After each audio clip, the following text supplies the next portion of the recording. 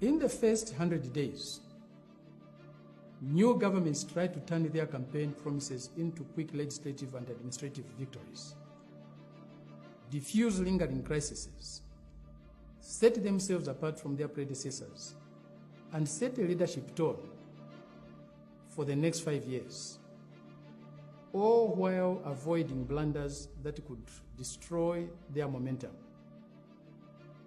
So far, how is this UPND government doing as it approaches this mark?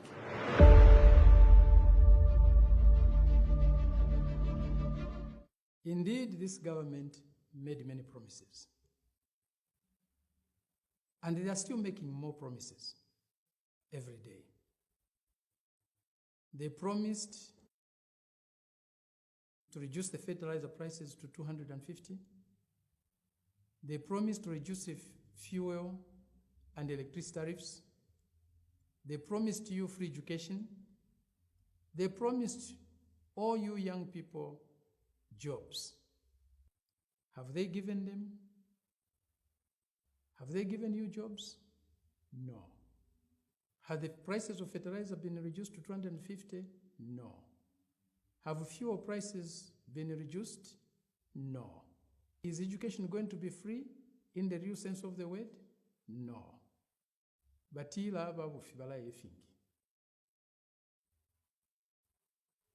they promised you heaven, they can't even deliver purgatory. Already, the prices of fertilizers are going to go up because of greed and corruption. They were accusing the PF government of buying fertilizers at a higher price of $1,000 per ton. Today, they are buying fertilizer at $1,407 per ton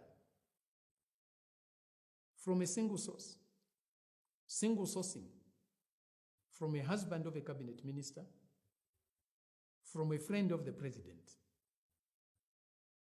What does that mean? Is this an honest way and a transparent way of doing government business? This is corruption.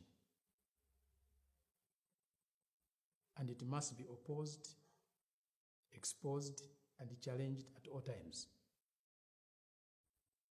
They are already talking about increasing the fuel prices.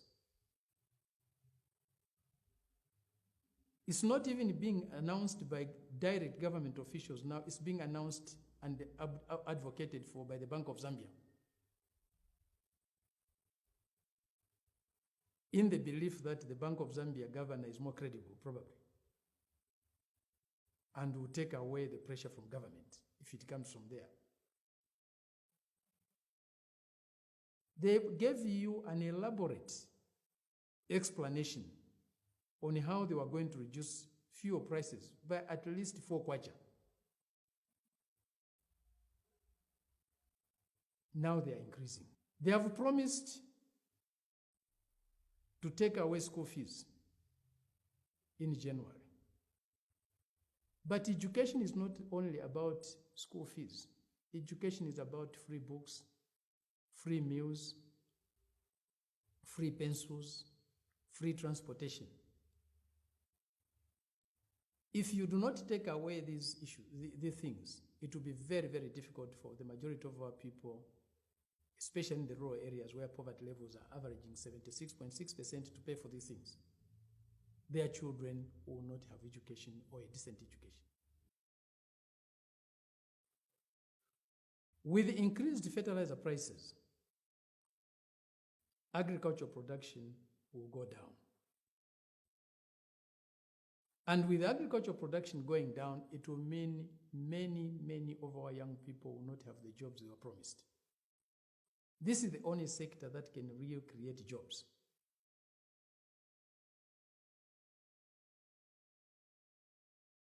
The budget that they put forward is an expansionary budget of 173 billion kwacha.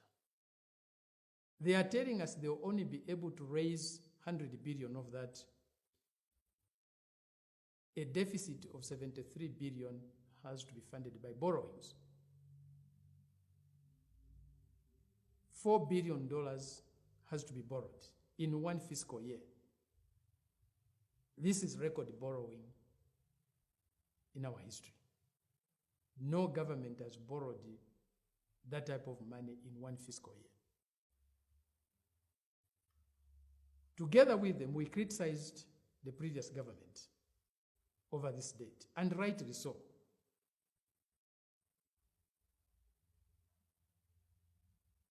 Not even more than 100 days have passed. They have already reneged on that. They are doing exactly the opposite. And the borrowing, we know, it comes with conditionalities, especially for the IMF and the World Bank. And let's brace ourselves for these conditionalities. Social spending will be cut. Subsidies on various things will be cut.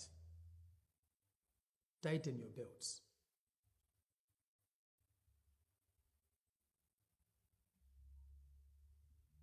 They promised a lean government based on merit and quality. They promised a fair distribution of jobs in government. Today, what they have given you is a bloated cabinet of 28 people. Their predecessors had 23. We proposed 10. They have created ministries that are not supposed to be ministries. They would do as departments within ministries. Why? Simply to give jobs to themselves. Not to you, but to themselves. Patronage. They promised equitable distribution of jobs. Out of this government of 28, cabinet of 28, we only have 5 women.